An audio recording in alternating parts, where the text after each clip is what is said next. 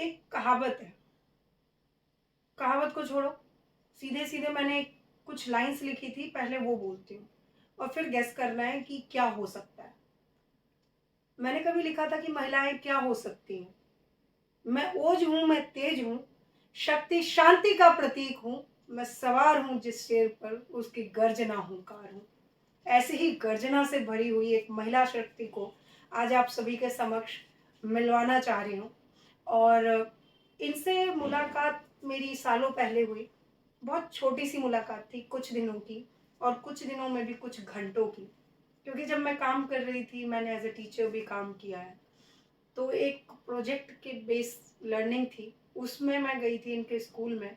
और ऐसी प्रिंसिपल देख के पहले तो डाउट हुआ मुझे, ये प्रिंसिपल ही है क्या, या हमारे साथ कोई लेडी है जो कि प्रोजेक्ट करने वाली है। इतनी तेज तर्रार तो नहीं हो सकती। मतलब देखने में 10 में से 10, बोलने में 10 में से 10, इमोशंस में 10 में से 10। वो क्या है ना, जिनसे मिलने जा रहे हैं वो पॉइंट्स पे ही बात करती हैं बॉस, इसीलिए। तो चलिए ज़्यादा समय नहीं लेती हूँ, आप सभी को उनसे मिलवाती हूँ जिनके नाम कई अवार्ड्स हैं, जिनका एग्जाम्पल सालों बाद भी दिल्ली के कई स्कूल्स में और दिल्ली के बाहर भी दिया जाता है कि अगर प्रिंसिपल हो तो ऐसी हो। पंकज मैम आज हमारी मेहमान हैं। और पंकज मैम, आपका होना ये बताता है कि हम लोग एक सक्सेस की तरफ बढ़ चुके हैं। तो पहले तो बहुत बहुत स्वागत है आपका। थैंक यू रश्मि। और कुछ आपके बारे में, अब आपकी जुबानी, मैं तो कितना बता पाऊंगी। जी मैम।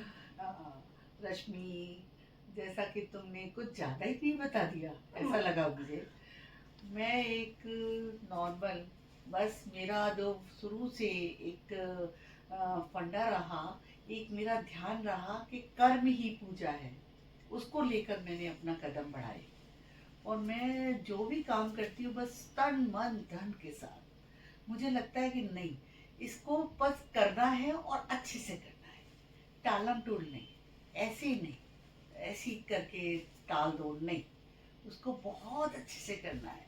क्योंकि आज भगवान ने जब हमें समय दिया, काम दिया, बुद्धि दी और एक मौका दिया, तो क्यों ना हम उसका फायदा उठाएं। अभी आपका कुछ टाइम पहले ही रिटायरमेंट हुआ है, तो मतलब आपके करियर का बेस कहाँ से शुरू हुआ और कहाँ जाके आपने रिटायरमेंट ली। हालांकि आप रिटायर हो नहीं, ज़्यादा काम बढ़ गया आपका, लेकिन सबके लिए कि आपका कहाँ से शुरुआत हुआ और क्या मतलब अभी आपने क्या कर रहे थे रिसेंटली। रश्मि, मैं यूपी आगरा से हूँ। जी। और आगरा, वैसे दिल्ली में पैदा हुई थी। पापा मेरे जॉइंट डायरेक्टर डिफेंस में ही थे, तो सर्विस वो ट्रांसफ़र होते रहते थे, तो दिल्ली में थे जब मैं पैदा हुई थी। पर फिर अब ट्रांसफ़र होके हम लोग आगरा चले गए। तो आगरा में मेरी सारी क्वालिफिकेशन, सब पढ़ाई लिखाई आगरा कॉलेज से की मैंने, बीएड किया। फिर मेरी शादी हो गई, फिर मेरे हस्बैंड ने मुझे पीएचडी कराया साइकोलॉजी में। After marriage. या ये आफ्टर बहुत मैरिज। मतलब क्लैप फॉर सर, बिकॉज ये एक बहुत बड़ा हिम्मत होता है ना एक लेडी के लिए कि शादी के बाद हस्बैंड कैसा मिलेगा। जब उन्होंने मेरी क्वालिफिकेशन देखी कि थ्रू आउट फर्स्ट क्लास हैं, डबल एम ए हिंदी में कर रही थी, तब शादी हो गई। तो उन्होंने फिर मेरा डबल एम ए पूरा कराया और पीएचडी कहा कि स्टार्ट करो। और पीएचडी से पहले जो एक नेट का एग्ज़ाम होता है, नेशनल एलिजिबिलिटी टेस्ट उसे बोलते हैं, वो भी मैंने फर्स्ट अटेम्प्ट में क्लियर कर लिया था। तो वो भी मतलब ऐसे हो गया कि जैसे चलते फिरते। तो दिल्ली जॉब में थी मैं, जॉब से मैं आगरा गई उस टेस्ट को देने और देखा कि आ गया रिजल्ट और मेरा हो गया सिलेक्शन।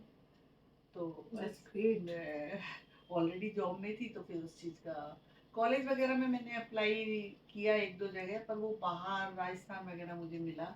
तो फिर हस्बैंड ने कहा दिल्ली बेस्ट है। तो मैं डायरेक्ट पीजीटी बनकर यहाँ दिल्ली में सेवा की मैंने। 89 में डायरेक्ट पीजीटी बनकर आई, हिंदी की अध्यापिका। क्या बात। साइकोलॉजी में पढ़ी और हिंदी की अध्यापिका डबल एमए में थी। तो बस वो मुझे मिला पद।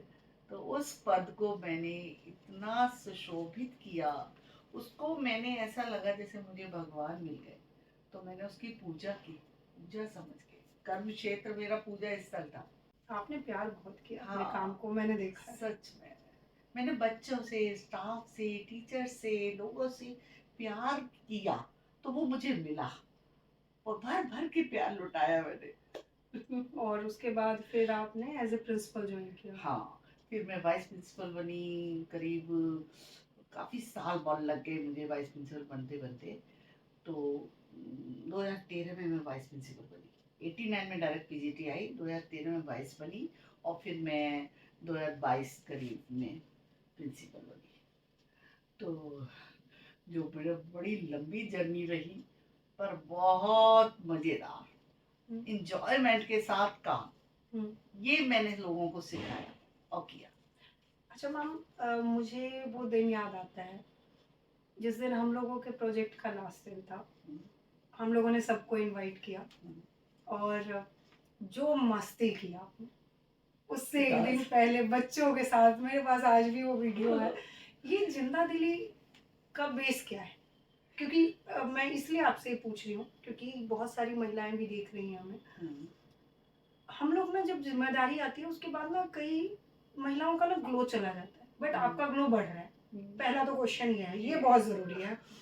दूसरी बात कि हम अपने आप को कम एज में ही सोचते हैं कि हमारी जिंदगी फिनिश, लेकिन आपकी जिंदगी में जब मिली मुझे लगा कि यार इनकी जिंदगी तो अभी शुरू हुई है। उस दिन मैं बता रही हूँ आपको जो मैंने फील किया। तो गरीब बच्चों के साथ भी आप वैसे ही हैं। गरीब तो खैर कोई नहीं होता, बट एक समाज का जो लेवल है ऑफ कोर्स, कभी ये मैंने फील ही नहीं किया स्कूल में भी कि आप, मैं कहीं जाती थी तो आप किसी बच्चे को पानी पिला रहे हो, कहीं जाती थी तो किसी स्कूल में क्लास में आप बैठ गए हो, क्लास देख रहे हो, टीचर को समझा रहे हो तो बड़े स्माइली फेस में समझा रहे हो। मतलब ये जिंदा दिली कैसे है, इसके पीछे का बेस क्या है? क्योंकि ये हम सबको होनी चाहिए। जी। एक्चुअल में जो मेरे हस्बैंड, वो उन्होंने मुझे बहुत सपोर्ट किया। उन्होंने कहा तुम जॉब करो और अच्छे से करो। और मेरे पापा ने मुझे ये कहा था जब मैं जॉब में आई थी दिल्ली, तो कह रहे थे बेटा एक बात बताता हूँ मैं, क्या, कि तुम जा रहे हो बेटा, कभी बेईमानी मत करना अपनी जॉब के साथ, और बड़ी ईमानदारी के साथ काम करना बेटा, और बस।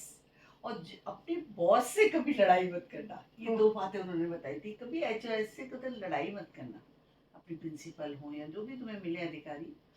तो मैंने वही फॉलो करती गई, तो सबकी प्यारी लाडली बनती गई। जो हमारी प्रिंसिपल मुझे काम देती थी मैंने कभी मना नहीं किया। तो यही मेरे अंदर आया कि मैं भी अपने स्टाफ से नो शब्द सुन नहीं सकती थी। बस उस पर मुझे आता था थोड़ा सा कि नहीं, नो नहीं करना है। नो क्यों, जो काम मिला है और सोच के ही दिया जा रहा है आपको कि आप करें। तो जिंदा दिली का जो तुमने पूछा रश्मि मुझे, कि मेरी जिंदा दिली बस वहीं से शुरू हुई कि मैंने, एक मेरे माइंड में ये बात हमेशा आती थी कि कोई काम करो तो रो के क्यों, हंस के क्यों ना करें।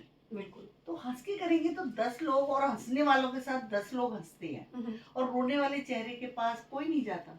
कहते ये तो रोती रहती है, छोड़ो उसे।